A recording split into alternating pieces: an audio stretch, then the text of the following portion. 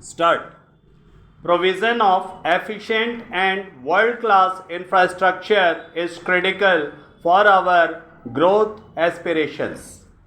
A key issue that bears repetition is the imposition of appropriate user charges necessary to provide adequate returns on investment. Some success has been achieved in areas such as telecom, roads, and ports where appropriate user charges exist. With the tariff rationalization and other bold measures introduced by my colleague, the Minister of Railways, we can expect the railways to serve well the key transportation needs of the country in the years to come. Other areas such as power, urban infrastructure, other transportation, and the like continue to experience great difficulty because of the lack of appropriate user charges. Restoration of financial viability in the power sector remains crucial. The average rate of return for all SEBs is about minus 40% and their combined losses continue to increase. Hence, this is one of the foremost challenges not only in the power sector but also for the fiscal health of the state governments and the overall performance of the economy. In recognition of these severe problems, the Prime Minister held a meeting with the state chief ministers on March 3, 2001. While broadly agreeing with the desirability of power sector reforms to achieve commercial viability of state electricity boards, the conference placed special emphasis on distribution reforms and elimination of theft of electricity.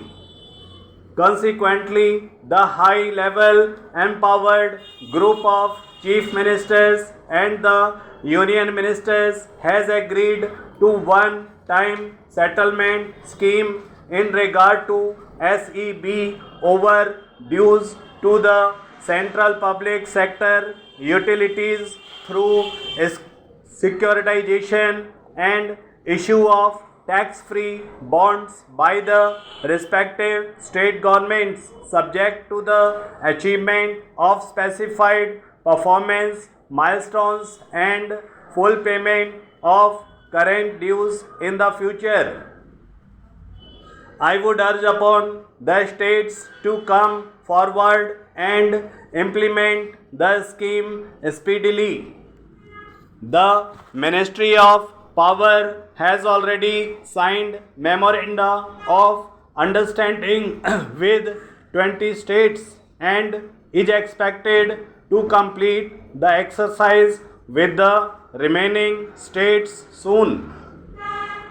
To redouble our effort in this direction, APDP is being redesigned as the Accelerated Power Development and Reform Program with an enhanced plan allocation of rupees 3,500 crores for 2002-2003 up from rupees 1,500 crores this year. Access of the states to the fund will be on the basis of agreed reform programs in the future. I am glad to inform the House that the Prime Minister's National Highway Development Program launched 3 years ago is progressing well. It now promises to achieve a totally new scenario in the road sector. The Golden Quadrilateral will be completed substantially by December 2003, a year ahead of schedule. The north-south and east-west corridors have a length of 7,300 kilometers, of which 716 kilometers have already been four-laned. With the assistance of multilateral funding, other borrowings by the National Highway Authority of India, with government guarantee and other innovative financing schemes, the funding for this phase will be fully tied up in 2002-3. The present port trust structure does not allow Indian major ports to have the flexibility needed for efficient management and for raising institutional funding. It is therefore proposed to corporatize major ports in a phased manner. Private sector investments have been facilitated and 17 projects worth more than rupees 4,500 crore have already been approved and another 8 projects worth more than rupees 3,200 crores are under consideration. With corporatization of the existing ports and new private sector ports coming up, the regulatory structure will be strengthened.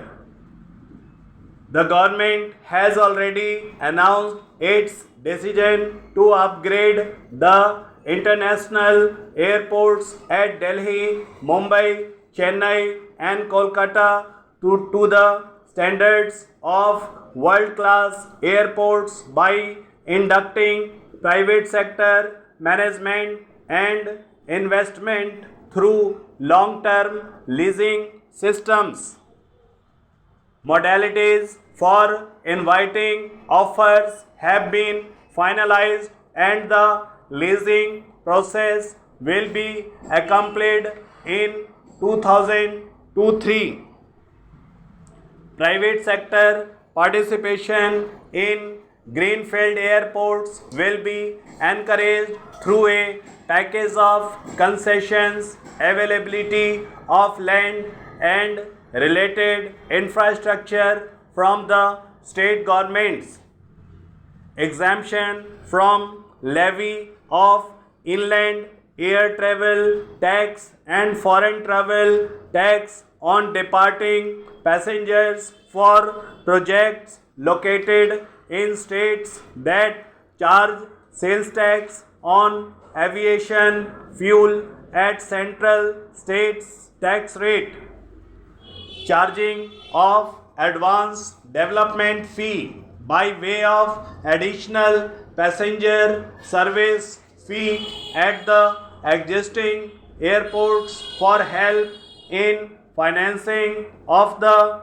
greenfield airport and levy of user development fee at the new airport authority of India. The proposed new airports in Bangalore and Hyderabad will benefit from these concessions. The 2009 census shows that the urban population in India is now about 285 million, greater than the total population of the United States.